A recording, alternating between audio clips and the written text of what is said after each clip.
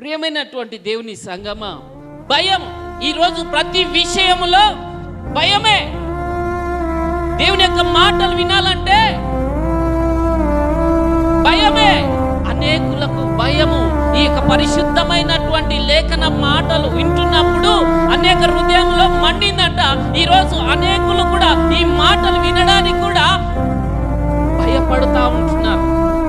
ఈ మాటలు వింటే ఎక్కడ మా జీవితాలు మారిపోతావో, ఎక్కడ మా ఆలోచనలు మారిపోతావో, ఎక్కడ మా పరిస్థితులు మారిపోతావో, ఎక్కడ మా జీవితాలు మారిపోతావో అనేటువంటి ఉద్దేశంతో ఈ మాటలు విననీయకుండా, ఈ మాటలు వినకుండా అనేకులు కూడా ఆటంకపరుస్తున్నారు. అనేకులు కూడా యేసు ప్రభు మాటలు వినకుండా వారి యొక్క చెవులను, వారి హృదయాన్ని మూసుకుంటున్నారు.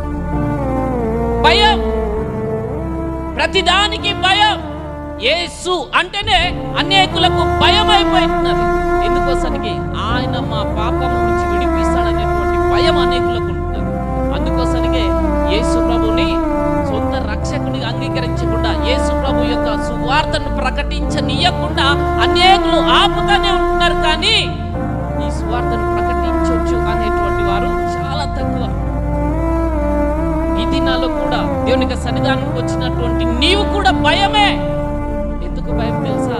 ఈ 40 రోజులు నేను ఉపవాసం ఉండి ఉపవాస ప్రార్థన చేసినాను, దేవుడు నా ప్రార్థన వింటాడో విన్నాడో అనేటువంటి భయం.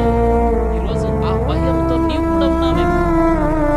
ఇంకా చెప్పాలంటే అనేక భయాలు. ఈ సంవత్సరమైన నా జీవితంలో, నా కుటుంబంలో మేము గట్టెక్కగలుగుతామా లేదా, ఈ రోగం నుంచి నేను బయటపడగలుగుతానా లేదా, ఈ యొక్క పరిస్థితుల నుంచి నేను బయటపడగలుగుతానా లేదా అనేటువంటి భయం.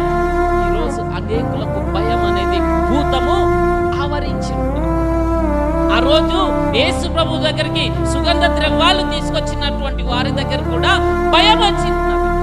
అదే భయం నీకు కూడా ఉంటే ఆ రోజు దూత వారికి ఒక శుభవర్తమానాన్ని తెలియపరిచిందట. హల్లెలూయా.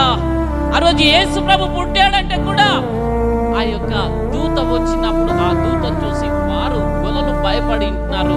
ఇక్కడ స్త్రీలు కూడా భయపడి ఉంటున్నారు. ఆయన పుట్టుకను గురించి భయపడినారు. ఆయన సజీవుడై లేచిందంటే కూడా, ఆయన సమాధి రాయి దొర్లింపబడ్డదంటే చూసి కూడా భయపడేటువంటి వారే ఎక్కువగా ఉంటారు.